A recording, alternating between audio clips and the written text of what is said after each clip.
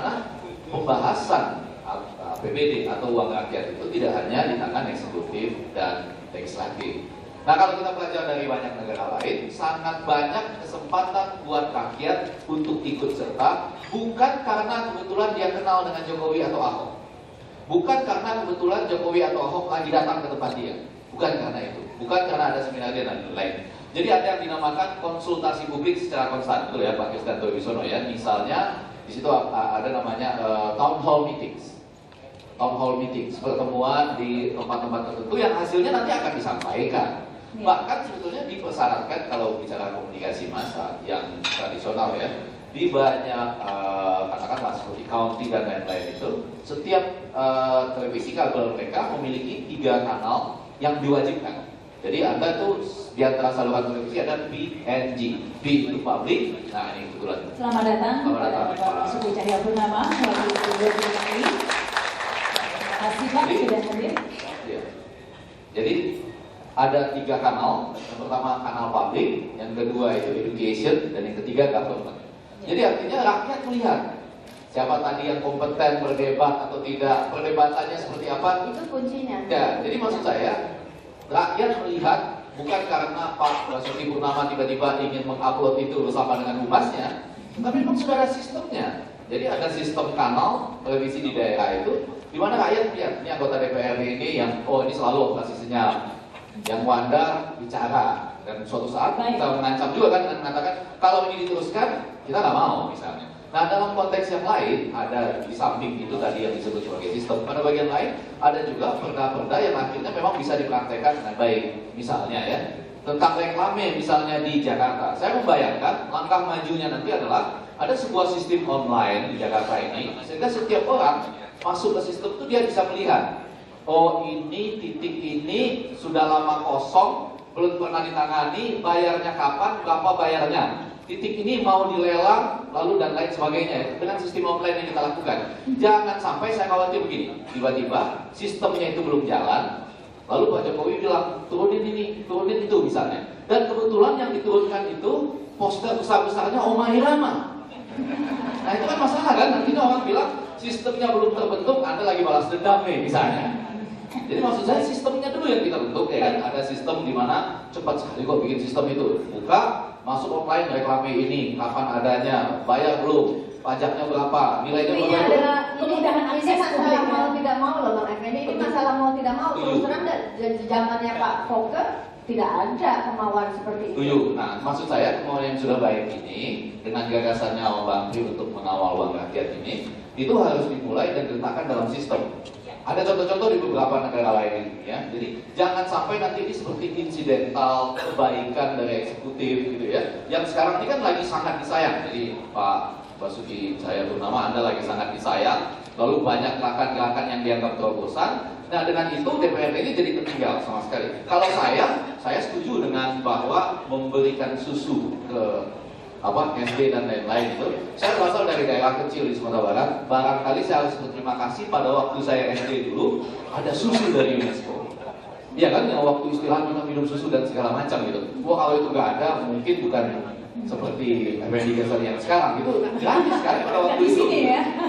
Nah ini juga menjadi penting kan, ketika misalnya dihadapkan bahwa kita bangun stadion besar atau itu dulu misalnya gitu. Jadi gagasan seperti itu bisa didiskusikan secara terbuka tanpa sifat insidental ya, karena kebetulan ada, saya tadi bilang ke teman-teman Pak Watu, kalau ada yang mengatakan monorail bisa selesai 2015, lalu ada orang lain yang bilang enggak, 2013 saya bisa selesaikan misalnya dengan biaya yang sama 9.000 juga, di mana gagasan itu bisa beradu secara sistematis, bukan karena pendekatan personal. Jadi gerakan mengawal uang rakyat itu pentingnya di situ, mempertemukan APBD dan kemudian prakteknya antara eksekutif dan legislatif dengan satu kata kunci yang terkenal di mana-mana, public consultations atau konsultasi publik. Baik, jadi intinya ini ya, kemudahan untuk akses publik ya terhadap eksekutif, transparansi, ada forum ya di mana bisa dengan mudah mengakses segala informasi ya. Sebenarnya itu sudah diatur ya sebenarnya ya Pak. Tapi kita akan langsung mungkin. Sebelum itu dulu ya. Kebetulan saya perlu mengulang Pak Basuki apa yang saya utarakan nggak baik mau mengulang ya. Artinya kita alhamdulillah mempunyai gubernur dan wakilnya yang terginas kalau dalam bahasa Jawanya di dalam mengumpulkan Jakarta. Tapi ada beberapa catatan yang tadi saya utarakan. Yang pertama, ada kesan Pak Jokowi akan impulsif di dalam mengumumkan program-programnya. Misalnya tentang Setu Babakan. Setu Babakan akan dibangun di sini. Itu kan tanahnya sewa Pak, dan itu tanah PU, ya kan? Yang kedua kalinya Pak, itu saya diundang oleh asisten pemerintahan Ibu Silviana Murti membahas tentang pelaksanaan 5 bukir kebudayaan Betawi dari Pak Jokowi. Itu menimbulkan pertanyaan kepada saya. Kan ada dinas pendidikan, ada dinas kebudayaan, kenapa asisten pemerintahan? Kan dia bukan PA, bukan pengguna anggaran. Jadi ini yang Pak Basuki yang banyak perlu menjadi perhatian ya, karena kita kan ketemu gampang sama Pak Basuki, tetapi bicara agar transparan diketahui orang ini jarang sekali. Yang ketiga tadi catatan saya Pak, ini ada berita yang sudah beredar dalam online bahwa untuk MRT itu sudah turun dananya pada Maret 2009 sebesar 48,2 miliar yen. Saya ini tinggal di Bintaro dekat Lebak Bulus, saya nggak lihat apa-apa itu. Jadi itu duit dikemanain 48,2 miliar yen. Nah itu Pak tadi yang saya ucapkan. Baik, ini mungkin sekaligus bisa dikomentari barangkali Pak Basuki. Silakan panitia. Nggak ngerti juga. Gini sebentar, mohon maaf. Kalau yang terakhir aja, jadi memang benar uang itu dari Jepang sudah masuk Indonesia. Tapi itu tidak di DKI, itu di Kementerian Keuangan pemerintah pusat. DKI memiliki PT MRT yang bertugas untuk membuat itu, mengelola itu. Nah, dia sistem determin Pak. Kalau dia nggak dilakukan nih, terus dia baru dapat itu secara garis besar. Oh iya, memang, iya. Itu perjanjian nyata, ya. Nggak artinya sistem gitu. Nah, untuk lebih detailnya lagi, zaman saya jadi wagub, saya nggak ngerti apa-apa. Apalagi publik ya, wagubnya saja kesusahan dengan akses informasi ya Pak ya. Apalagi publik begitu. Apa Pak, jangan dilanjutin gitu. Jadi saya sangat setuju yang disampaikan oleh Pak Effendi Ghazali tadi. Sistem. Jadi nomor 1 sampai 7 itu saya adalah maunya itu sistem. Baku. Pelibatan publik di dalam suatu persidangan pembahasan baku. Ada perwakilan publik, ada BPKP, ada eksekutif, ada legislatif. Jadwal dan bahan didistribusi, dipublikasikan, baku. Jadi sistem yang harus kita bangun. Dengan demikian siapapun gubernurnya, uang rakyat ini bisa terkontrol. Ya. Saya terima kasih teman-teman anggota dewan yang selalu kritis terhadap konsep-konsep dari eksekutif. Saya sendiri kan sudah bilang, hati-hati. Memang macam-macam orang. Itu Mbak. Baik, terima kasih. Baik, silakan ya Pak Basuki, mungkin ada yang dikomentari. Ini terkait gerakan mengawal uang rakyat. Menurut saya juga baru Pak, jadi belum tahu banyak Pak. Oke, terima kasih. Tadi baru kami sosialisasi pada 14 tahun 2011 tentang cara penganggaran yang terpadu. Jadi secara prinsip anggaran itu harusnya dari perencanaan sampai penyusunan anggaran itu semua transparan. Yang paling masalah di DKI adalah sudah kami temukan. Tentu kami belum temukan lebih banyak. Mungkin nanti makin lama makin banyak kita temukan. Itu dari anggaran yang kita susun itu yang namanya hasil dari rembuk warga itu sudah tidak sampai 10%. Dan warga juga kadang-kadang juga mungkin sengaja tidak dikasih tahu. Kadang-kadang warga juga tidak mau datang. Sehingga untuk memenuhi quorum tadi kadang-kadang yang pakai baju seragam PNS yang datang tanda tangan. Nah, kami akan mulai lagi nanti Januari. Ya, saya sudah kasih tahu Pak Beda, saya akan usahakan tiap hari ikut keliling dari malam. Ini satu, kalau di bawah sudah salah, masih di atas. Nah, apalagi kita bicara anggaran. Kami sudah punya hasil audit BPKP dan dari inspektorat. Itu dari harga satuan unit itu bisa kita kurangin 25 sampai 28%. Jadi ini ada masalah juga muncul ketika saya memangkas di perintah Pak Gubernur memangkas 25%, pasti ada oknum yang nakal. Pekerjaan yang 100% sekarang dia turunkan jadi 75%. Ya sama saja nyolongnya kan. Nah untuk mengatasi itu ya kita pangkas di harga satuan unitnya. Tapi sekarang ada lagi, kita belum lihat perlawanan, mungkin nanti tahun depan akan kelihatan.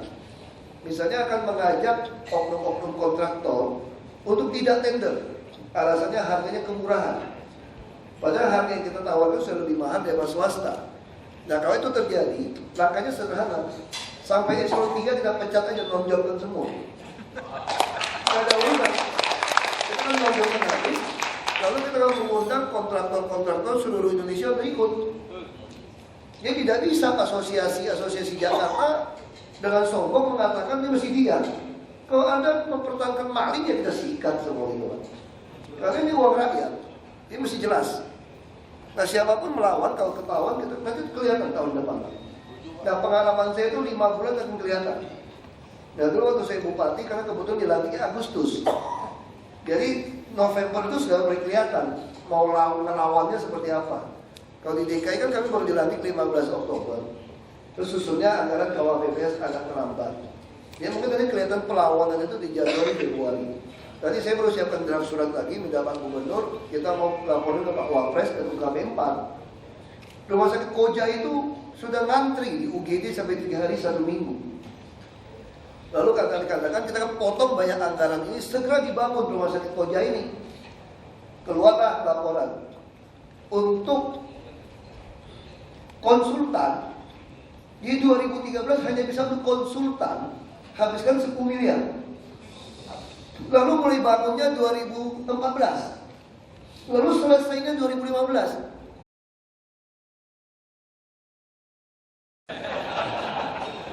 Ini apa-apaan, orang kalau punya uang tinggal bangun saja, apa susahnya gitu. Jadi ini keterlaluan sistemnya. Alasannya pelindung di sistem, nyolong aja berani kok.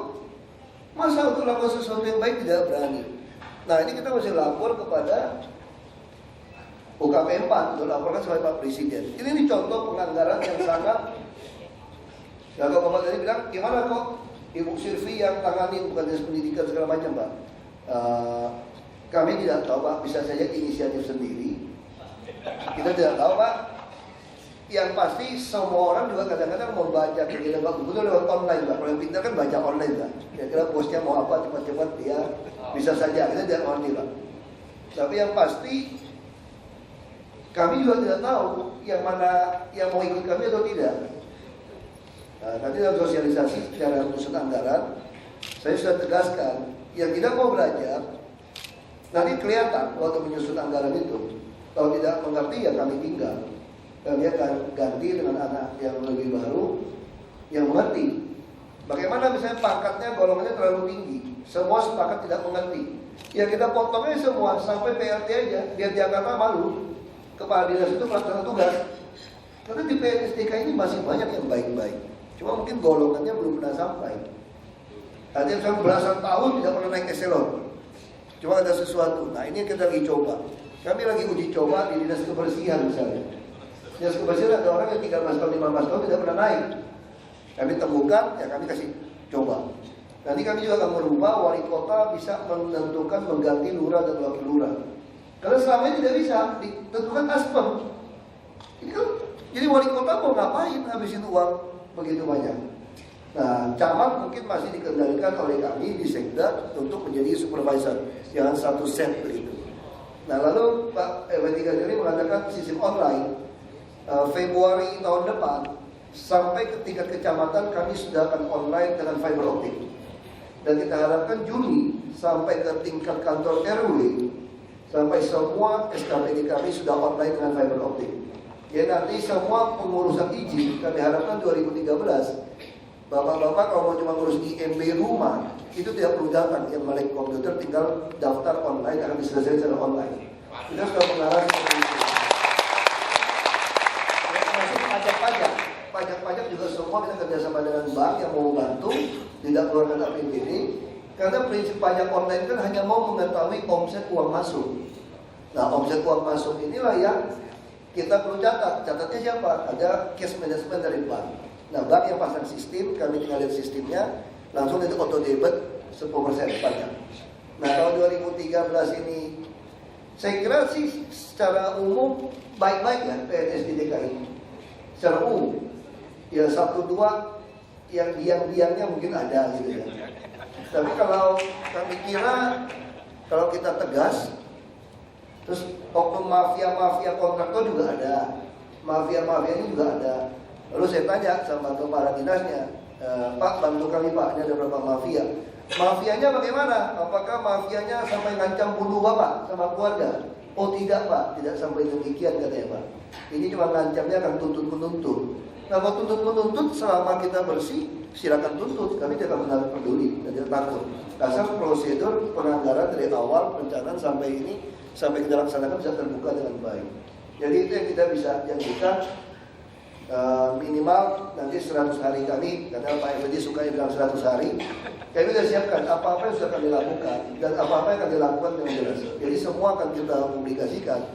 Kalau soal komunikasi memang kami agak, Pak Iwan kalian memang agak ketat karena kemarin untuk Ibu Wanda walk out gitu ya. Kalau agak susah juga untuk menandatangani KUA PPS saja susah sekali. Nah ini terus mundur. Nah kami harapkan nanti tanggal 20 Desember bisa ketok palu, tidak ada masalah. Setelah susun mata anggarannya tanggal 28 sudah bisa menyerahkan ke Mendagri. Jadi gitu Pak Iwan, sabar dikit Pak. Kami juga tahunya belum terlalu banyak tahu Pak. Tapi rasanya makin lama makin kaget juga Pak dalam mengikuti itu Pak. Terima kasih Pak. Baik, terima kasih. Selama ini pada kenyataannya sebelum masa Pak Jokowi dan Pak Ahok tiba di DKI, selama ini kita sadari dan ini jelas terang benderang sekali bahwa closing anggaran itu pertama mestinya kan dari eksekutif kan ada musrenbang dari RT RW ini sampai di atas ya. Sampai perencanaan di RAPBD 100% tadi Pak Ahok bilang cuma 10%. Ini bisa 100% berubah. Jadi apa yang diusulkan oleh RT, apa yang diusulkan oleh RW itu bisa di atas. Berarti ada sistem yang tidak transparan sama sekali. Bu, kata Pak Ahok, Ibu walk out. Ibu walk out. Dalam rapat anggaran ya. Berani amat Ibu. Baik, tapi tadi yang menarik yang tadi itu mungkin Pak Basuki sudah diungkapkan berulang kali bahwa tadi itu adalah menciptakan sistem keterlibatan publik. Mencontohkan Pak Effendi tadi ada yang mengatakan soal MRT bahwa sebenarnya 2013 saja bisa selesai. Nah ini ada forum. Maksud saya sekiranya ada begitu ya, kan orang baca ada pertemuan dan katakan, woi pembangunannya jadi 2015. Tapi ada publik yang mengatakan enggak. Kelompok kami bisa 2013 selesai. Nah ini kan dalam bentuk sistem kemana mereka? Ada forumnya itu seperti apa? Kemana ya kan? Sehingga segala sesuatunya itu transparan dan itu tadi keterlibatan publiknya real misalnya. Iya ini karena dulu waktu kampanye sudah mencoba nih Pak Basuki membagi-bagi nomor handphone ya Pak ya untuk di SMS begitu kalau ada apa-apa. Apa ini disampaikan SMS atau bagaimana nih Pak forumnya? Silakan Pak Basuki. KPM telah membantu kami menyelesaikan sebuah sistem untuk pengaduan. Nah sekarang kami tinggal butuh MOU dengan KPM 4 dari Pak Gubernur dan dari sistem Kominfo-Mas digabungkan. Kami telah menyediakan satu lantai 3 untuk aktivis, untuk siapapun yang mau melapor. Jadi di atas kantor saya itu lantai 3 itu udah betul-betul kayak ruangan aktivis. Sekarang kalau orang ke Balai Kota itu sudah merasa tidak ada angkernya lagi katanya, semua orang bisa bebas masuk. Tidak ada terlalu diperiksa ketat, jadi itu betul-betul satu sistem. Ada UKP 4, laporan ini nanti akan dipilah, dikirimkan kepada SKPD, dan ini akan dipublikasikan, jadi orang bisa lihat. Nanti kalau sampai semua jaringan sampai ke RW, semua kantor RW bisa langsung online. Jadi masyarakat bisa lihat. Tidak ada yang dirahasiakan. Termasuk ini semua dokumen atau bahan-bahan yang ingin diketahui publik bisa diakses di situ. Termasuk rencana kita tata ruang, apapun bisa kita ketika kami berikan. Sampai gaji saya, semua uang operasional saya semua kita buka. Jadi tidak ada rahasia di DKI. Transparansi. Baik. Baik, terima kasih Pak Basuki. Selanjutnya saya beri kesempatan bagi audiens di sini. Silakan. Ya, mungkin dari mahasiswa dulu mungkin ya. 1, 2, 3, 4. Silakan singkat-singkat. Ya, dari mahasiswa dulu silakan.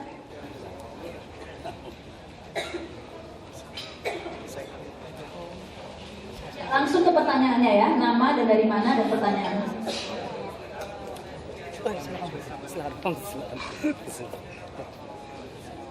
Sebentar, kurang terdengar jelas. Mungkin maju ke depan, nggak ada salahnya, Mas. Sini, Mas. Tidak. Biasanya kan ke balai kota lah di lantai 3. Sekali-sekali, biar kayak pejabat juga. Kemenangan hadir. Gak apa-apa Mas, jangan malu-malu Mas. Terima kasih Bella. Bismillahirrahmanirrahim. Assalamualaikum warahmatullahi wabarakatuh. Nama saya Sugianto dari Badan Eksekutif Mahasiswa Universitas Teknologi Jakarta. Terima kasih Pak. Tadi saya baru dapat buku ini kan mengenal uang rakyat. Cuman saya di sini saya lihat memang isinya bagus. Cuman saya lihat kenapa kok uang receh gitu. Mengawal uang rakyat. Apakah uangnya ini hanya receh, hanya dikawal?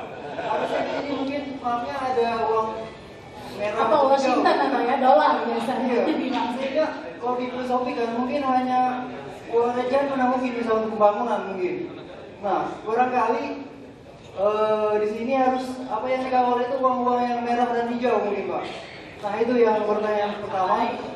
Dan yang kedua, saya pikir dalam konsep apa namanya pengawal rakyat, memang saat ini sistem yang dibangun oleh Bapak Ahok beserta Pak Jokowi memang sudah bagus, sangat bagus sekali. Namun juga kan perlu dukungan dari semua pihak dan komponen sehingga nanti hasil dari upaya dan daya guna yang akan dicapai maksimal gitu sampai menembus pisau sampai ke bawah gitu. Dan kami sendiri pun siap untuk bergabung untuk membantu dari bawah tanpa apa misalkan barang. Karena memang saya yakin kalau ada niat baik dan keberanian pasti bisa. Baik. Ya, terima kasih. Itu yang pertanyaan dari kami. Assalamualaikum warahmatullahi wabarakatuh. Waalaikumsalam warahmatullahi wabarakatuh. Terima kasih. Bersedia membantu tanpa imbalan. Apalagi imbalannya orang receh lagi ya. Baik, silakan bisa. Langsung berdiri Mas, mungkin berdiri bisa. Kami dari LSM Staf Mahasiswa. Nama? Yurisman, saya itu satu teman juga. Di sini kami melihat bahwa di undangan Pak Ferdi mengenai gerakan mengawal uang rakyat, dimana dikatakan dari awal tadi ada juga beliau mengatakan gerakan mengambil uang rakyat. Tapi kalau dilihat dari gambar yang ada, ini jelas bahwa dikatakan bahwa uang receh yang dikatakan Pak dari kejadian emas, uang receh Pak ya, uang receh ini masih berceceran Pak, belum mengumpul. Nah, yang sudah di dalam kota itu yang sudah masuk kantong kayaknya Pak. Jadi kita lihat, dari sini kami melihat kenapa perlunya ada gerakan mengawal uang rakyat ini, karena kita melihat juga adanya undang-undang KIM, undang-undang terbuka informasi publik. Di samping itu juga untuk DKI ini ada kekhususan karena tidak dilihat dari undang-undang 32. Karena DKI itu kalau kita lihat undang-undang nomor 29 2007 khususan tentang DKI, jadi tidak berlaku umum. Karena dilihat otonomi daerah itu tidak di pemerintah kabupaten kota, tapi di provinsi. Khususan. Di sini kita lihat DKI itu sebagai NKRI, karakter yang berbeda, dan pemerintahnya dari DKI dan DPRD, Pemprov DKI dan DPRD. Nah, dengan adanya ini, dilihat dari itu, kita lihat di DKI ini juga, itu adanya nilai tata ruang dan wilayah. Ya, bisa dipastikan. Nah, kemudian mengenai transparansi tadi yang dikatakan oleh Pak Ahok tadi, yang dikatakan perlu transparansi mulai dari perencanaan sampai pelaksanaan, tetapi perlu juga transparansi sumber-sumber APBD. Dari mana sumber APBD tersebut? Karena apa? Ini juga kemungkinan bisa hilang dari sumber ini. Pajak dari perusahaan mana? Dari mana? Itu perlu transparansi. Tidak hanya berkaitan dengan uang-uang yang ada yang masuk direncanakan sekian. Semua saya kira bisa untuk masalah ini. Tapi uang masuk dari perusahaan lain juga sangat transparan. Itu perubahan kesian. Baik, terima kasih. Terima kasih. Ya. Assalamualaikum warahmatullahi wabarakatuh. Waalaikumsalam. Nama saya Pak Iman, wakili dari Pakar Nusantara dan Asosiasi Dosen. Pertama saya ingin melihat bahwa terkait dengan mengawal uang rakyat, bahwa DPRD ini kan melekat fungsi kontrol. Nah, saya harap, saya saran kepada DPRD, bahwa tatkala sekarang ini Pak Jokowi dengan Pak Basuki ini untuk mengusulkan untuk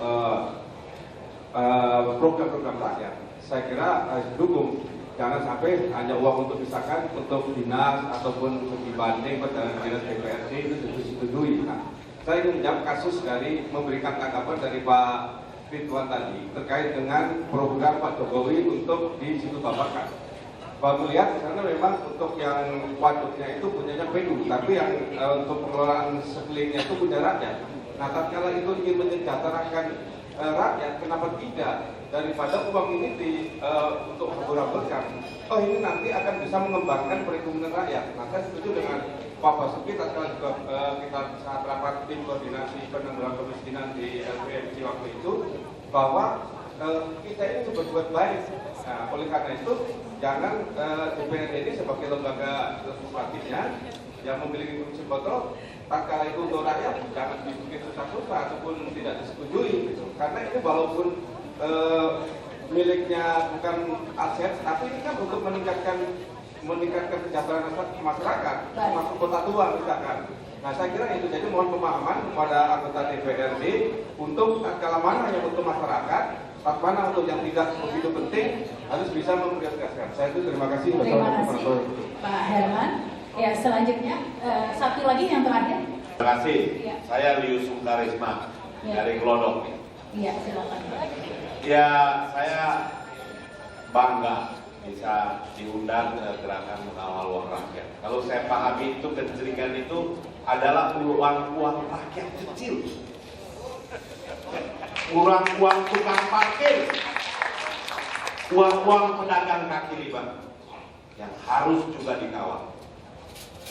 Saya senang kita punya gubernur, kita punya wakil gubernur yang punya komitmen kuat.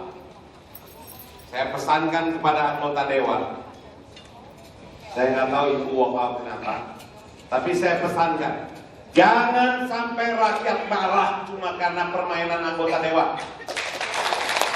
Kita rakyat tahu persis.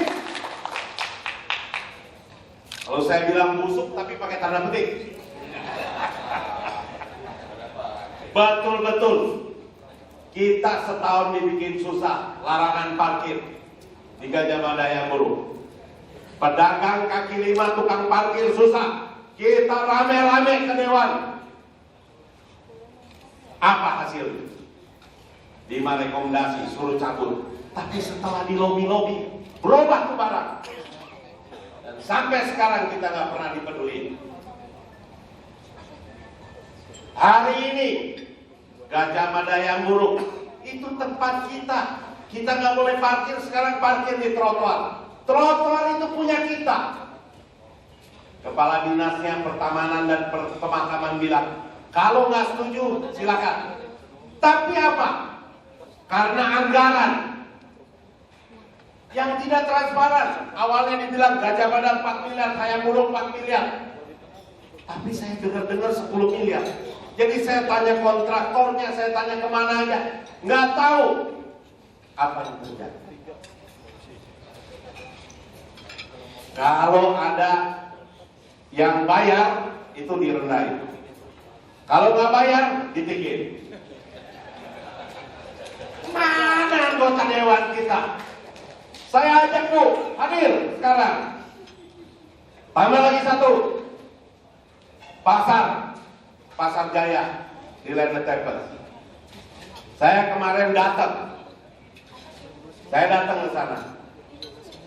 Siapa yang nemuin saya? Orang-orang berbadan gede. Apakah cara-cara begini yang akan kita budayakan di Jakarta? Mana anggota dewannya? Ya. Saya minta hadir juga. Baik.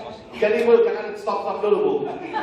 Biarin, lanjutkan. Nah, ini acara ini pentingnya adalah mendengar aspirasi rakyat. Lanjutkan. Dan saya yakin bukan hanya yang di luar sini, yang akan mengawal gerakan uang rakyat.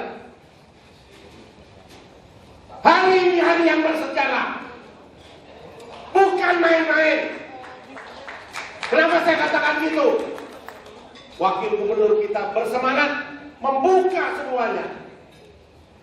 Kita tinggal mengawal, karena beliau juga harus dikawal. Siap. Terima kasih. Terima kasih, luar biasa. Jawabannya seperti Pak Lius tadi. Gambar itu maknanya banget, banyak banget. Mengapa toples ada transparan? Mengapa cuma separuh? Karena masih ada tercecer. Yang di luar itu juga macam-macam, belum dipungutin atau dicecerkan. Terserah aja. Yang jelas saya ingin mengajak ke depan sistem untuk membahas APBD harus berubah. Nanti kalau setuju, saya serahkan ke Pak Basuki.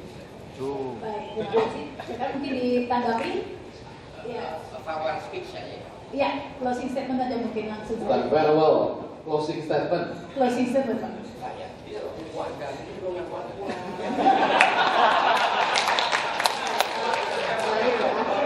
Closing statement dari saya mungkin korupsi hanya bisa dibasmi oleh transparansi, dan transparansi harus dimulai dari ruang-ruang eksekutif dan ruang-ruang legislatif.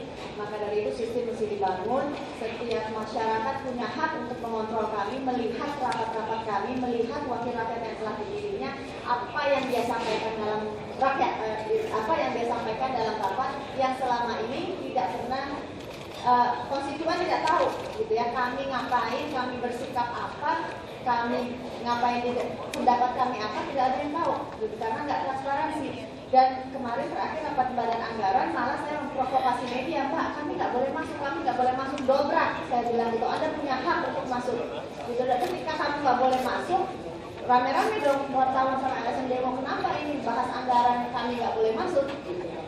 Jadi tapi kami juga ingin partisipasi masyarakat, media, para pakar untuk mengawal transparansi ini sama-sama. Minta CCTV di ruang dewan, di ruang eksekutif, minta setiap rapat. Jadi Pak Ahok tidak perlu repot-repot lagi pasang di YouTube. Kita punya TV sendiri, DKI punya TV yang bisa mengontrol anggota dewan hari ini.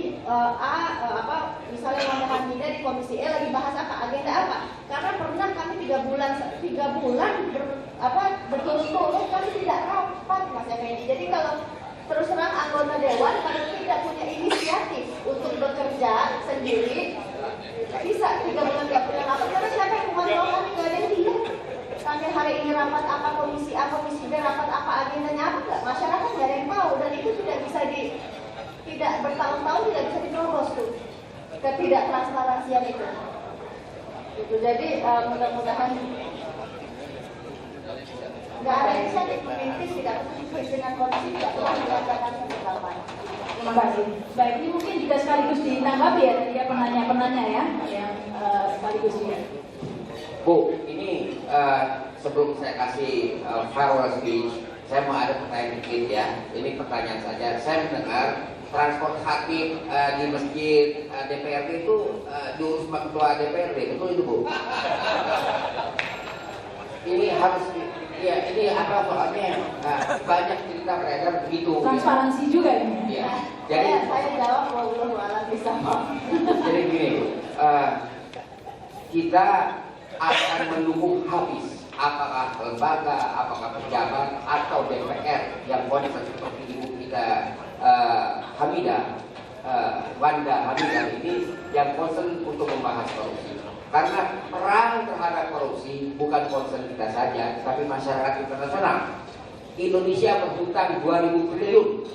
Kalau korupsi tidak dihajar dari sekarang, ambruk negeri, ini negeri akan menjadi Yunani di Asia Tenggara. Jadi karena itu siapa yang kita dukung yang menghalangi, ya kan? Kita babat. Artinya bukan kita babat pakai hitungan, jadi kita kan ada akal, ya kan? Kita ada usaha.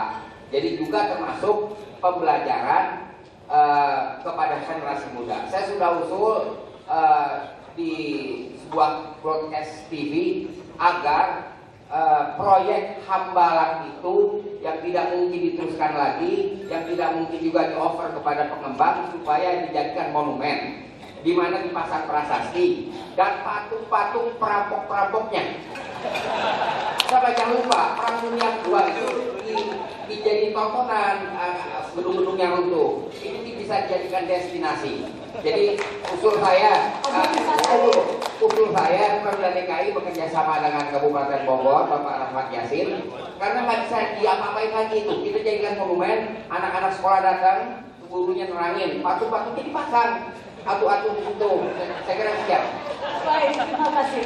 Ya, terakhir barangkali kata kunci yang kita dapatkan pada hari ini adalah membangun sistem mengawal uang rakyat. Saya tahu tadi Pak Wakil Gubernur Pak Basuki Cahayapurnama sudah mengatakan siap dan sedang dalam perjalanan. Itu kita harus memastikan arahnya ke situ dan disupport oleh semua orang.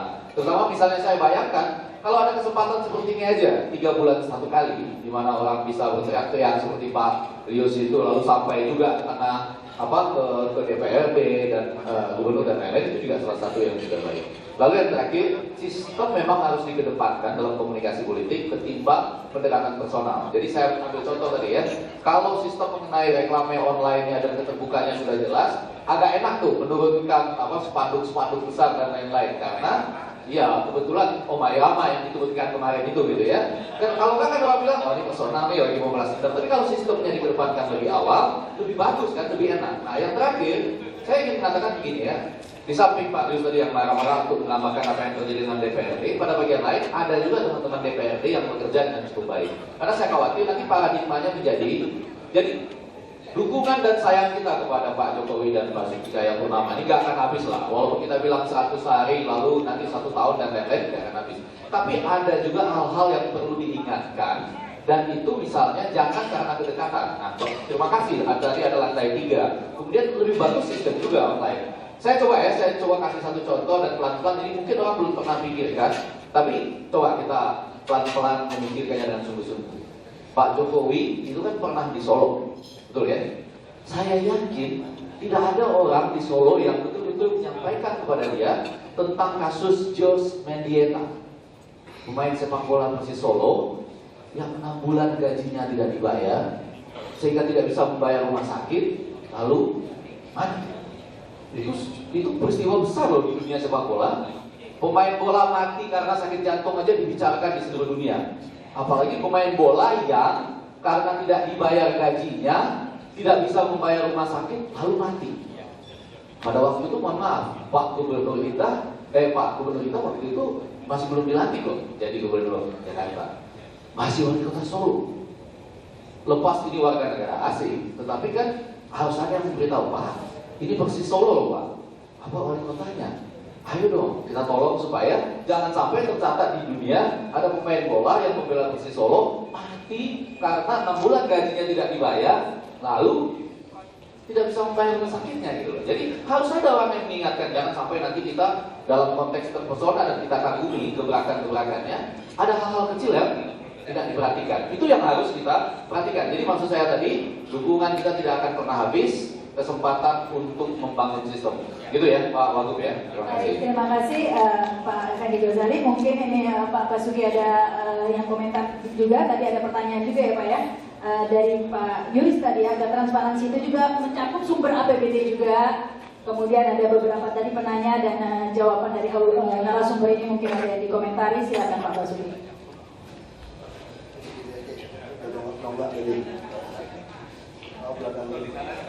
Sekali-sekali Pak. Yang semangat Pak Basuki dan kalau Pak Yus. Mohon maaf, tadi mungkin saya jelaskannya terlalu bahasa keuangan. Sebenarnya kalau kita maksud dengan APBD itu ya pemasukan, pengeluaran, pembiayaan. Jadi kita lakukan transparansi itu kalau kita bicara APBD, ya berbicara pemasukan, pengeluaran, dan pembiayaan. Jadi bukan hanya berbicara pengeluaran, kita dimaksud dengan APBD. Jadi saya terlalu udah kebiasaan gitu ya bicara APBD. Untuk bahasa awamnya mungkin bisa dijelaskan dari pajaknya semua. Baik, pajak-pajak kami semua kita online. Nah, tadi dapat ide dari Pak Ghazali sudah ngomong, tapi waktu itu saya antara ya sama enggak. Nah sekarang saya langsung dari BBM instruksi pada Sekda dan Dirjen Pajak. Dan saya mau yang sisi pajak pribadi juga di online kan dengan GPS-nya di jelas. Jadi semua orang bisa ketemu. Nah itu yang kami mau. Jadi setiap masyarakat lihat sesuatu curiga, dia bisa datang dapat informasi dan bisa memverifikasi. Jadi kami selalu bekerja di bawah pengawasan. Karena kan kami kan manusia, kami juga bisa. Kemarin teman saya bilang, ayo cepat pulang katanya, si Ahok udah sakit. Terus teman saya bilang itu, bisa sakit juga lu ya, berarti lu manusia gitu ya. Ya kita bisa kena flu, kalau kita kurang tidur, kita kerja ada tiba-tiba hujan, ya kita kena flu. Bisa masuk angin juga ya? Masuk angin juga. Tanda kutip nggak? Saya masuk angin itu, saya udah teruji 2,5 tahun di DPR RI. Dan nyatanya angin itu tidak pernah bisa masuk. Aman saja. Nah saya kira seperti itu bisa disampaikan. Terus masalah Pak Yus soal yang buruk dan Jamada, ini satu perdebatan berkali macam-macam. Dan ini ada, kita lagi teliti apakah betul. Nah lalu aman, ada banyak hal yang sudah tidak bisa kami rem lagi karena sudah berjalan. Nah ini hal inilah yang sebetulnya yang tahun depan pun kami sebenarnya bisa kuasai karena ada 50.000 lebih kegiatan. Saya tiap hari itu plototin itu 50.000 lebih kegiatan. Bagaimana mau diawasi? Baik sudah kita potong saja dengan HS. Nah jadi kebetulan kepala BPKD ini mau memotong. Nanti untuk buku yang dikeluarkan Januari sampai Juni itu kita akan potong kira-kira mungkin 28% rata-rata. Ya sehingga mau main dimanapun tidak bisa. Nah, tadi saya juga minta bantuan adik para undangan dari sini ya, Pak Freddy semua, Pak Prianto. Paling akan terjadi, saya bicara dulu di sini supaya publik tahu. Paling akan terjadi nanti oknum-oknum kontraktor mengatakan tidak mau ikut tender karena harganya terlalu murah. Padahal dibandingkan dengan swasta, kami masih lebih mahal jauh. Kalau sampai di situ ya kami akan mengundang yang lain masuk. Dan saya tegaskan kita akan membuat tidak ada jabatan eselon 2 sampai eselon 3 yang menantang itu. Dan tentu kami minta publik mengawal. Jangan sampai ini terjadi sebuah apa ya misalnya sebuah perlawanan dengan media yang justru menjatuhkan kami gitu, seolah-olah kami menghambat. Baik, kami selalu ingin transparan, bicarakan dulu supaya orang tahu langkah kami ini apa. Kami itu sudah memperkirakan kira-kira perlawanan dari pihak yang tidak suka ini apa. Jadi kami sudah hitung semua. Jadi dengan cara lempar seperti ini ya kami siap. Nah, lalu kalau orang mengatakan kami terlalu nekat, sebenarnya bukan nekat. Kami lakukan ini karena kami percaya Indonesia itu ada harapan untuk memerangi korupsi. Asal kita semua tetap yakin. Yang mengatakan ini merisikokan nyawa sampai keluarga, katanya begitu kan. Kami pikir yang kami lakukan ini tidak ada apa-apanya dibandingkan dengan para pahlawan yang mati buat kita. Ini berdarah aja belum kok. Keringat tidak ada, ini AC, pakai baju bagus. Kalau dibandingkan para pahlawan dulu yang mati buat kita, tidak ada apa-apanya ini. Nah, jadi itu yang kita lakukan. Nah, kalau orang saya bilang itu, kalau hidup cuma sekali, kenapa takut lawan korupsi gitu. Terima kasih tepuk tangan hadirin. Terima kasih Pak Basuki Cahayapurnama. Baik, terima kasih juga ini kepada para pembicara ya hadirin. Tapi sebelumnya ini kita ikuti dulu ya. Saya beri kesempatan dulu untuk memberikan sambutan kepada Bapak Dr. Andes Musrim Suwardi MSI, staf ahli Menteri Bidang Ekonomi dan Keuangan. Silakan Pak.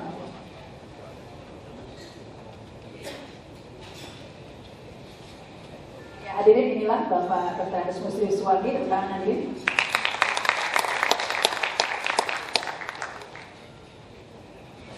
Bismillahirrahmanirrahim. Assalamualaikum warahmatullahi wabarakatuh.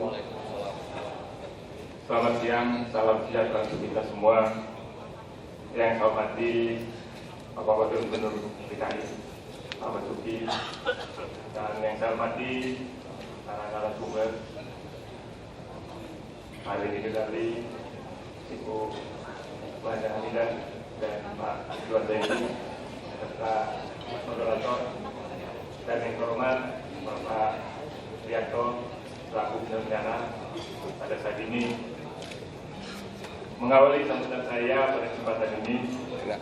Saya ingin mengajak kita semua untuk tidak henti-hentinya mengucapkan puji syukur kehadirat Allah Subhanahu wa Ta'ala, Tuhan Yang Maha Esa, di mana atas perkenan juga kita pada kesempatan ini dapat hadir bersama dalam rangka acara kegiatan yang kita selenggarakan pada saat ini, dan mudah-mudahan acara yang kita selenggarakan ini selalu dalam naungan lindungan dan petunjuk dari Allah Subhanahu wa Ta'ala. Bapak Ibu hadirin yang hormati, pada kesempatan ini saya selaku mewakili dari Kementerian Dalam Negeri ingin menyampaikan apresiasi yang tinggi pada penyelenggara, dalam hal ini Pak Medianto, yang telah menyelenggarakan kegiatan ini, yang menurut hemat saya ini merupakan pelaksanaan yang momennya sangat tepat sekali dan mempunyai nilai strategis yang tinggi, mengingat dewasa ini dengan karut marunya negara kita sekarang ini, di mana terjadi korupsi di berbagai level tingkatan di semua kegiatan maupun program. Dan sekali lagi kami menyambut baik apa yang dilontarkan oleh Pak Medianto pada saat ini, dan memang untuk mengatasi, menindaklanjuti apa yang kita harapkan bersama perlu satu kerja keras, perlu extraordinary. Saya hanya juga mensitir apa yang disampaikan oleh narasumber tadi, antara lain Pak Irwin Kezari. Jadi kita kawal uang rakyat ini tentunya dengan membangun satu sistem. Sebetulnya sistem ini sudah ada, hanya namanya belum optimal. Jadi keterlibatan masyarakat itu sudah mulai dari pelaksanaan musrembang tingkat kelurahan, tingkat desa. Tapi tadi disampaikan baik oleh Pak Wakil Gubernur dan juga dari DPRD, hasil musrembang itu masih untung kalau mencapai 10%, bahkan tidak tergantung sama sekali. Nah ini yang perlu kita kawal, termasuk sistem yang dibangun sebagaimana disampaikan oleh Pak Wakil tadi. Apakah itu dari sistem penerimaan, dari sisi pendapatan melalui sektor pajak, kemudian sistem-sistem lainnya. Nah ini yang harus kita bangun. Jadi sekali lagi saya menyambut baik kegiatan yang diselenggarakan pada saat ini. Bapak Ibu hadirin yang saya hormati, satu apresiasi juga yang perlu dan mengembirakan kita semua dan patut kita agungkan jempol ya, di mana KPK telah menetapkan satu tersangka kasus Samara ini. Ini merupakan suatu harapan yang cukup mengembirakan kita semua. Namun ke depan PR kita ini masih banyak, di mana kalau melihat peringkat negara kita yang dikategorikan sebagai negara terkorup, kita saat ini sedang menduduki 118 dari 167 negara. Bahkan anjlok dari tahun kemarin. Kalau tahun kemarin kita masih berada di 110, peringkat 110. Nah ini juga menjadi satu tantangan kita bersama. Dan juga pada kesempatan ini mungkin Bapak dan Ibu sudah membaca bahwa ada 281 kepala daerah yang tersangkut di masalah hukum. 70%-nya berkaitan dengan tindak pidana korupsi. Kemudian ada 1.411 PNS yang bermasalah dengan hukum. Itu baru separuh, baru dari 203 daerah yang telah melaporkan. Jadi baru separuh yang melaporkan. Ada yang sebagai saksi, ada yang sebagai tersangka, terdakwa, bahkan sudah ada yang sebagai terpidana. Bapak Ibu hadirin yang saya hormati, saya juga pada kesempatan ini hanya sedikit mungkin menginformasikan, walaupun sesungguhnya ini sudah dapat kita baca di mass media, bahwa ada 4 titik rawan yang harus perlu kita tangani. apa saja titik rawan itu. Pertama dari sisi pengadaan barang dan jasa, dan ini harus kita kawal. Kebocorannya itu mulai dari penyusunan anggaran, adanya kong kali kong, ada titik proyek, ada permasalahan pelaksanaan tender, ada markup, bahkan ada yang sifatnya fiktif. Itu yang pertama. Kemudian titik rawan yang kedua yaitu masalah perizinan. Ini juga yang memang kalau berdasarkan pemantauan kami itu penyimpangan cukup besar. Jadi perizinan ini yang seharusnya memang ada izin yang seharusnya sudah keluar tapi ditahan dulu. Ada juga izin yang seharusnya tidak keluar, tidak bisa keluar, tapi bisa keluar karena tidak memenuhi persyaratan. Nah ini juga yang menjadi perlu untuk perhatian kita bersama. Yang ketiga itu mengenai penyalahgunaan dari APBD dan APBN. Tadi sudah saya sampaikan salah satunya mengenai pengadaan barang dan jasa. Hal lainnya yang perlu dicermati itu ada yang namanya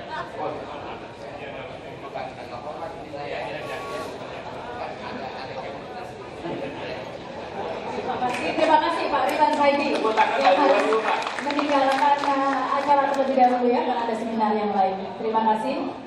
Jadi saya lanjutkan Bapak dan Ibu yang saya hormati, yaitu penyelewengan penggunaan APBD dan APBN. Pertama tadi sudah saya sampaikan dari sisi artinya pengadaan barang dan jasa, dan yang perlu dicermati lagi yaitu mengenai dana hibah dan dana bantuan sosial. Ini biasanya ada hal-hal, ada yang fiktif, ada titipan, dan ada termasuk juga ada makar. Kemudian yang keempat, yaitu dari sisi, kalau tadi dari sisi pengeluaran, ini dari sisi pendapatan, yaitu masalah pajak. Jadi sudah disinggung juga oleh Pak Bagus tadi. Ini sangat bagus sekali kalau memang artinya sudah dibangun suatu sistem yang artinya tidak manual lagi. Bapak Ibu hadirin yang saya hormati, mungkin terakhir yang perlu saya sampaikan, kenapa terjadinya penyelewengan atau penyimpangan. Sudah beberapa disinggung oleh beberapa pendapat ahli, terjadinya penyelewengan itu karena adanya niat dan kesempatan. Ada niat, tidak ada kesempatan, ada niat tidak pegang jabatan, nggak bisa. Ada jabatan, ada kesempatan, tapi tidak ada niat, juga nggak bisa. Jadi penyimpangan itu ada niat dan kesempatan. Niat itu lebih mengarah kepada moral. Moral itu menyangkut dengan keimanan dan kesempatan. Sedang kesempatan adalah sistem. Dibangun sistem bagaimana orang supaya tidak nyolong. Itu yang akan dilakukan oleh Pak Basuki bersama Pak Jokowi. Jadi sistem yang harus dibangun. Terakhir yang perlu kita cermati ini lebih parah lagi, yaitu masalah kondisi. Kondisi dia berbuat demikian karena ada perintah. Kamu untuk jadi kepala dinas harus sekian, harus sekian persen. Kamu enak saja, saya jadi duduk di sini mengeluarkan modal sekian. Dan saya yakin untuk DKI ini mudah-mudahan apa keyakinan saya ini dapat terwujud. Kalau pimpinannya komitmen, membangun komitmen bahwa ini untuk kepentingan rakyat, tidak ada hal-hal yang diselewengkan, transparan, saya yakin akan berhasil. Di bawah kepemimpinan Pak Jokowi dan Pak Ahok ini, mudah-mudahan. Bapak Ibu hadirin yang saya hormati, sebelum saya menghadiri sambutan ini, sekali lagi saya mendukung apa gagasan dari yang disampaikan oleh Pak Padinter. Yang ini mudah-mudahan dapat berhasil sebagaimana yang diharapkan untuk kepentingan kita bersama, khususnya untuk kepentingan DKI secara luas, untuk kepentingan masyarakat secara luas. Demikian yang dapat saya sampaikan. Lebih kurang saya mohon maaf. Terima kasih. Wabillahi taufiq wal hidayah. Wassalamualaikum warahmatullahi wabarakatuh. Waalaikumsalam. Terima kasih. Sambutan yang terakhir dari Bapak Hendiartono Sutarto, mantan Panglima TNI. Kami persilakan.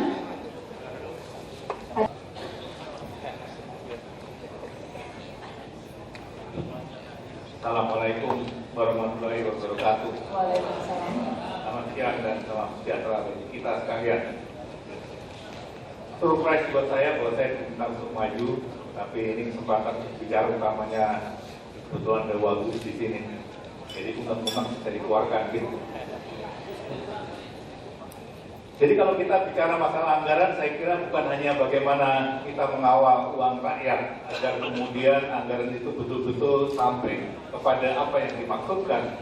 Tetapi yang pertama, pada saat membuat perencanaan itu harus ada skala prioritas.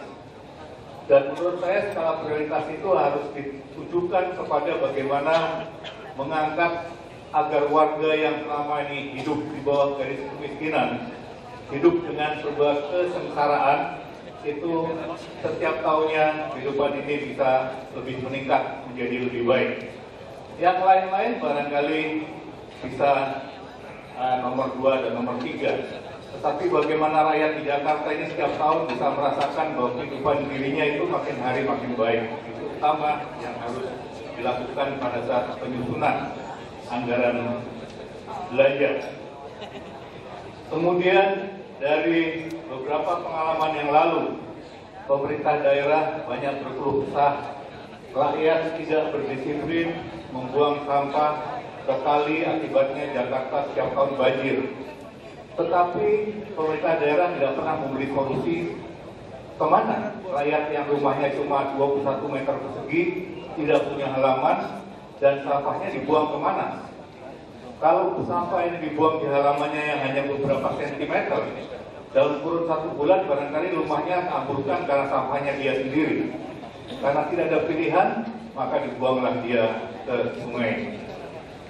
Kalau Pemda mau lebih melihat secara jernih, sebelum menyatakan bahwa rakyat itu tidak disiplin dengan membuang sampah ke sungai, buat dulu tempat-tempat pembuangan sampah, agar kemudian rakyat punya kesempatan atau punya jalan keluar untuk membuang sampahnya.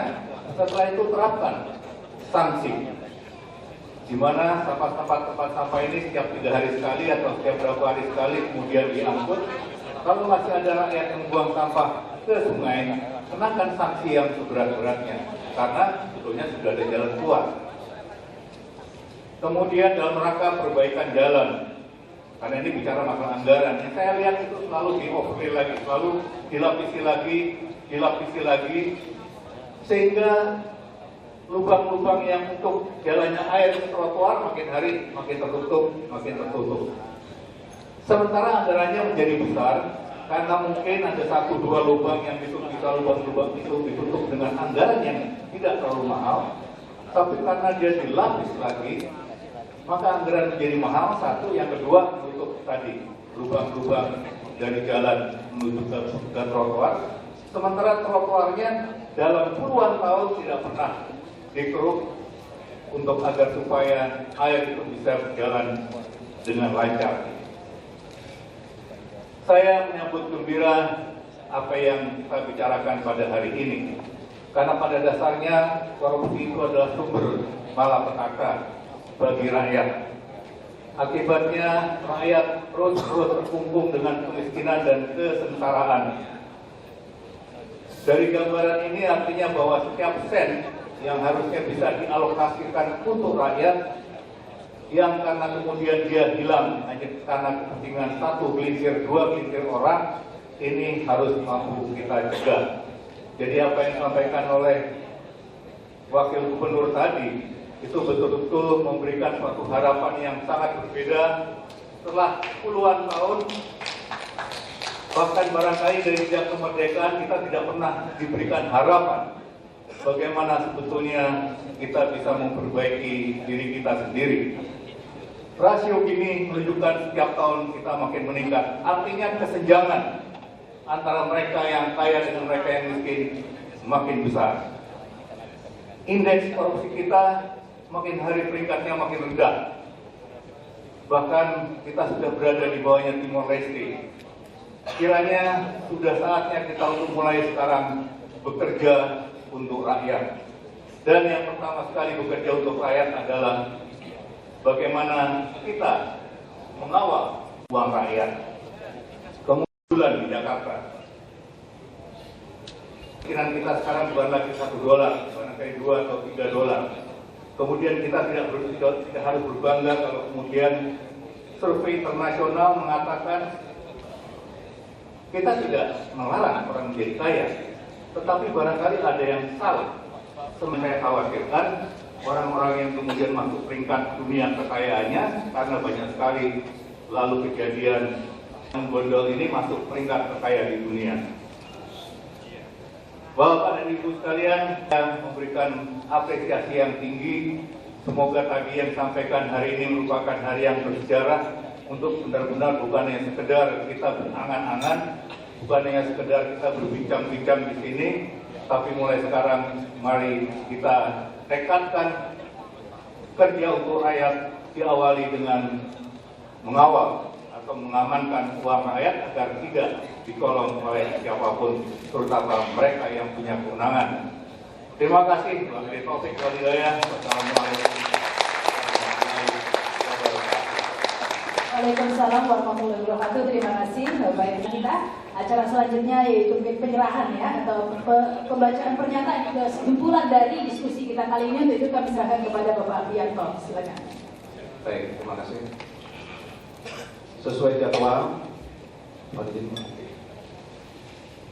saya tidak akan membaca, tapi sudah kami sampaikan pokok-pokok pikiran bagaimana kita mengawal uang rakyat dalam penyusunan APBD.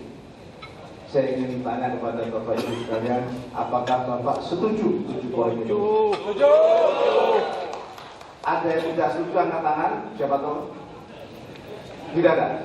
Syukur alhamdulillah bahwa itu disetujui. Untuk itu Bapak Basuki Wakil Gubernur berkenan untuk naik dengan Ibu Ida Mamuda mewakili Ketua DPRD walaupun nggak ada mandat. Ada di Komisi A kan pemerintahan kan, ya. Jadi kami telah menyiapkan pokok-pokok pikiran untuk mengawal uang rakyat. Jadi ini gerakan. Jadi ini gerakan Bapak Wagub, ini gerakan Ibu Ida dari DPRD. Jadi bukan pikiran saya lagi. Setelah saya sampaikan kepada perwakilan masyarakat Jakarta di ruangan setuju untuk kita merubah sistem untuk mengelola APBD. Tujuh sistem. Untuk itu kiranya Bapak dan Ibu berkenan untuk menerimanya.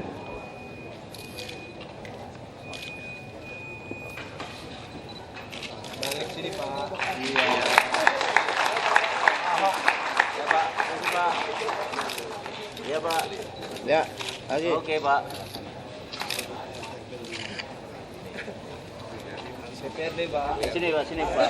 Hadirin inilah pikiran mengawal uang rakyat dalam ya Pak, Bu, yang diberikan kepada perwakilan dari DPRD dan juga kepada pemerintah DKI Jakarta dalam hal ini Wagub Bapak Basuki Cahayapurnama. Jadi Bapak Ibu sekalian, redaksinya sama dengan yang saya bagikan, cuma di atasnya ini saya beri alamat kepada yang terhormat Gubernur Provinsi DKI Jakarta nomor 1. Yang kedua adalah Ketua DPRD Provinsi DKI Jakarta. Yang paling bawah saya tulis Jakarta 12 Desember 2012. Ini angka yang dikeramatkan. Hotel Borobudur, kita berkumpul di Hotel Borobudur. Terus saya katakan atas nama tamu undangan yang menyetujui. Tadi kan setuju. Baru saya tanda tangani Priyanto. Kami mengharapkan pemerintah DKI Jakarta bisa melakukan sistem ini dengan baik. Terima kasih. Terima kasih Pak Basuki Cahayapurnama dan juga Ibu Ida. Bapak Ibu, terima kasih.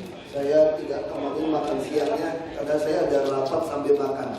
mesti kembali terima kasih. Baik, terima kasih sekali lagi tepuk tangan hadirin untuk Bapak Basuki Cahayapurnama dan Ibu Emilia, dan juga terima kasih kepada para pembicara Pak Effendi Ghazali, Wanda Hamidah, dan juga Bapak Priyanto yang telah memprakarsai acara ini ya. Semoga di hari ini yang kata orang mungkin seharusnya ada yang mengatakan 12 Desember 2012 ini telah menjadi awal untuk gerakan mengawal uang rakyat. Terima kasih hadirin yang sudah berpartisipasi dan ikut memberikan dukungannya atas gerakan ini. Saya Rahma Salita. Wassalamualaikum warahmatullahi wabarakatuh dan sampai jumpa. Kami persilakan kepada MC untuk kembali. Dari pembukaan kaya atas nama panitia penyelenggara kami mengucapkan maaf yang sebesar-besarnya apabila ada kesalahan baik moral maupun material. Saya Alfi Gabriel. Sekali lagi.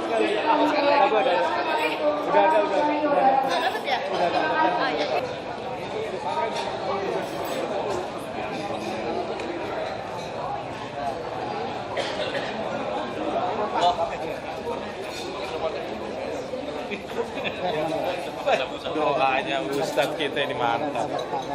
Apa kabar?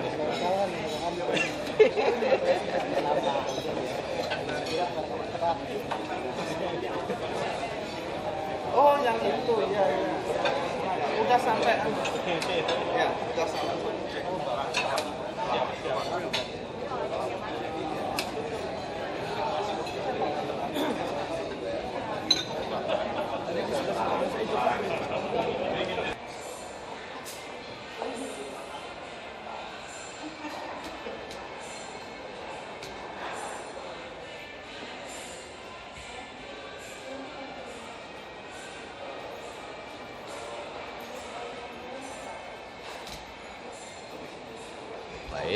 Hari ini ditemukan atau dikedepankan bahwa ternyata rakyat bersama-sama dengan Pak Priyanto, bahkan juga ada Pak Wagub Basuki Cahayapurnama tadi, menginginkan rakyat mulai terlibat dalam semua sisi, jadi tidak hanya pengeluaran, tapi juga penerimaan dan atau secara umum bisa dikatakan bagaimana mengawal uang rakyat secara komprehensif. Dan tadi dari narasumber yang ada, termasuk saya menekankan bahwa ini kita tidak pada posisi sosialisasi semuanya, tetapi pada konsultasi publik. Bagaimana publik dijamin bisa menyampaikannya kepada eksekutif maupun legislatif dan tidak menunggu secara insidental karena kebaikan gubernur atau wakil gubernur atau karena perubahan yang ada di DPRD. Tetapi sistem yang membuat suara rakyat itu secara kontinu bisa didengarkan oleh DPRD maupun oleh Pak Gubernur dan Pak Wakil Gubernur. Nah. Apa? Satu, untuk mencegah terjadinya korupsi. Kedua, untuk agar program kegiatan itu tepat guna. Ketiga, agar program kegiatan yang dituangkan dalam APBD itu benar-benar berdaya guna. Dan yang terakhir, agar dalam proses penyusunan APBD itu akuntabel, bisa dipertanggungjawabkan. Ada 7 poin di situ tadi. Udah saya tanyakan kepada audiens dan disetujui. Ya. Dan 7 poin itu untuk sebagai suatu perubahan sistem untuk pengelolaan APBD udah saya serahkan kepada pemerintahan DKI Jakarta. Pemerintah DKI Jakarta diwakili oleh Wakil Gubernur Pak Basuki, dan yang untuk DPRD saya serahkan kepada Ketua Komisi A yang persis hadir, yaitu Ibu Ida Mahmuda. Itulah yang ingin saya sampaikan pada hari ini, bahwa pemikiran saya masa lalu 3 tahun yang lalu, hari ini saya ingin bisa sebagai gerakan untuk mengawal uang rakyat. Artinya Bapak mau melihat tadi tindakan korupsi di dalam pemerintahan gitu Pak? Seperti apa? Ada suatu kegiatan dalam penyusunan APBD yang masih bisa untuk ditingkatkan, untuk agar mencegah terjadinya korupsi, agar uang itu bisa tepat guna, agar uang itu bisa berdaya guna, dan proses penyusunannya itu sendiri akuntabel. Contohnya, umpamanya kalau kamu ingin tahu, Yang pertama yang ingin saya tekankan di dalam 7 poin itu adalah bahwa menurut Undang-Undang 32 tahun 2004 yang memiliki tugas menyusun RAPBD itu eksekutif, Pemprov, gubernur dengan stafnya. Sedang DPRD menurut undang-undang itu tugasnya adalah membahas dan menyetujui. Membahasnya adalah bersama eksekutif. Itu yang pertama. Yang kedua, bahwa fungsi anggaran yang melekat di DPRD itu harus dimaknai bahwa sesungguhnya itu hanya penekanan bahwa pemerintahan kita itu adalah pemerintahan yang demokratis, bukan fasisme. Jadi penentuan APBD atau uang rakyat digunakan untuk apa harus ditentukan dengan undang-undang. Itu makna fungsi anggaran. Jadi fungsi anggaran di sini jangan dimaknai orang per orang bisa menyusun atau membuat atau titip suatu program kegiatan. Enggak bisa. Bukan itu arti fungsi anggaran di DPRD itu. Ketiga, ada yang disebut pokok-pokok pikiran anggota dewan. Ini juga bukan pokok-pokok pikiran individu, tetapi ini pokok-pokok pikiran badan anggaran di DPRD. Menurut aturan itu harus masuk 5 bulan sebelum keputusan Perda APBD diketok, dimasukkan atau disarankan kepada eksekutif gubernur. Nah, itu harus dilakukan. Jangan pokok-pokok pikiran itu muncul setelah pembahasan atau pada saat pembahasan yang sudah seperti itu. Itu yang harus dihindari. Musrenbang juga harus diadakan perbaikan. Dan yang terpenting, ya, sistem yang ingin kita tuntut kepada pemerintahan DKI Jakarta ini adalah pelibatan publik secara perwakilan di dalam pembahasan. Kalau saat sekarang itu kan baru hanya eksekutif dan legislatif saja. RAPBD dikirim kepada legislatif, dibahas bersama berdua. Ya. Saya menginginkan untuk mencegah korupsi agar anggaran tepat guna, berdaya guna, dan akuntabel itu ada pelibatan publik secara perwakilan dan diatur. Contohnya untuk tahun anggaran 2013 untuk program pendidikan umpamanya, pelibatan publik ditunjuk dari BEM, UNJ, dan BEM Jayabaya atau BEM apa lagi, terserah. Nanti untuk bidang PU ada itu. Di samping pelibatan publik di situ juga ada pelibatan BPKP, Badan Pengawasan Keuangan dan Pembangunan.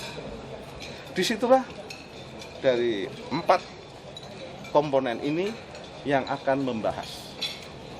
Ya, apakah nanti akan memiliki suara ataukah hanya memonitor dan nanti ada sistem lagi yang sebagai tempat untuk penyaluran, itu teknis yang harus dibicarakan antara eksekutif dan legislatif. Yang jelas sistem ini yang harus dibangun, pelibatan publik. Kalau enggak, saya tanya Mbak sekarang, Mbak ngerti mengapa KUA dan PPAS di DKI tahun 2013 sampai sekarang enggak diketok-ketok? Enggak ngerti kan? Enggak ngerti, enggak ada orang tahu. Tapi kalau ada pelibatan publik, akan tahu. Ciri lagi transparan yang kita tuntut adalah jadwal kegiatan dan bahan yang akan dibahas harus didistribusikan kepada yang terlibat dan disosialisasikan dengan sistem yang ada, sistem online dan lain sebagainya. Sehingga rakyat juga tahu. Mengawasi gitu Pak? Iya, itu sebagai pengawasan. Iya, tahu, mendengarkan. Gitu. Nggak mengundang ini Bang, Ketua DPRD sama pimpinan DPRD. Kita undang Ketua DPRD, Wakil Ketua DPRD, Ketua Fraksi, Ketua Komisi dipanggil. Diundang kita. Ada, tadi akan hadir Komisi A. Kalau Ketua DPRD sama Wakil Ketua DPRD, apa? 4 orang itu nggak diundang. Nggak hadir Pak? Nggak hadir. Diundang. Tanpa alasan. Dari pengalaman yang di pemerintah Pak,